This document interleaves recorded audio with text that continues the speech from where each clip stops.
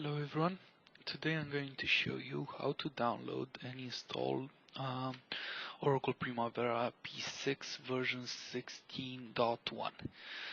So for this you first need to go to edelivery.oracle.com and sign in with your username and password, and once you're signed in you'll need to search for the actual software. So this could be either EPPM, so Enterprise Performance Management, or Professional Project Management. Just going to search for PPM and I get a list of all the Primavera products, and I'm interested in Primavera P6 Enterprise Project Portfolio Management. Once you have this done, select the platform on which you're going to install. Of course, the standalone client only installs on a Windows operating system, so I have a 64-bit system right now, and we're gonna hit continue. You can select a different version, but I'm not interested. I do want to download the 16.1 version, and from here we're going to accept the license agreement and proceed to actually download P6 PPM. So this P6 professional client can connect to both an enterprise installer and a standalone one. And I'm going to download it. I went on and downloaded it ahead of time, as you can see it, and I extracted it here. So once you have downloaded, you can run setup.exe, which will proceed to actually install .NET Framework, a Java runtime environment, depending on if you have one or not. These will continue or not. And then proceed to actually install a 64 or 32-bit version of the client. If you're running a 32-bit environment, it will force a 32 one. Otherwise, it will go with the 64-bit one, which would be the recommended version.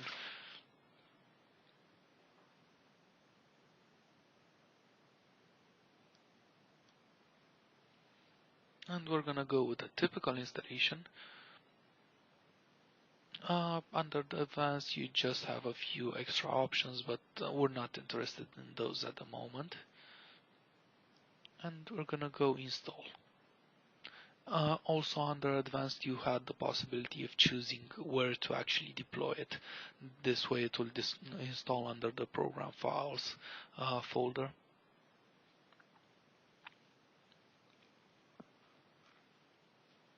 And this will take 2 or 3 minutes and it will finish installing.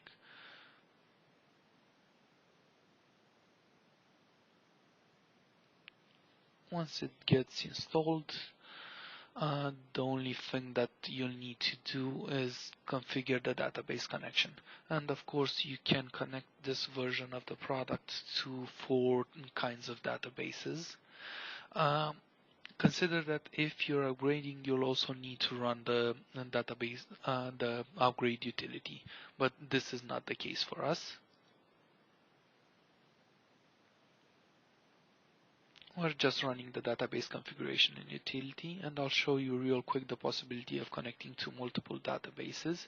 So you can connect to either an Oracle, a SQL Server, a Cloud Connect if you're Oracle hosted, or you have a more advanced environment and want to access the system over a wide area network, and of course a SQLite, my preferred option for this environment.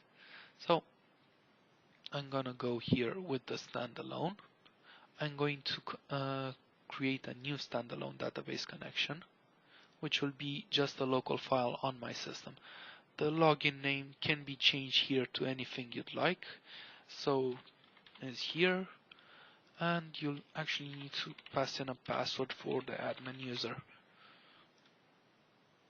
You can select where to place the actual SQLite database file, and you have the option to load or not load the sample data. I'm just gonna go load it for now.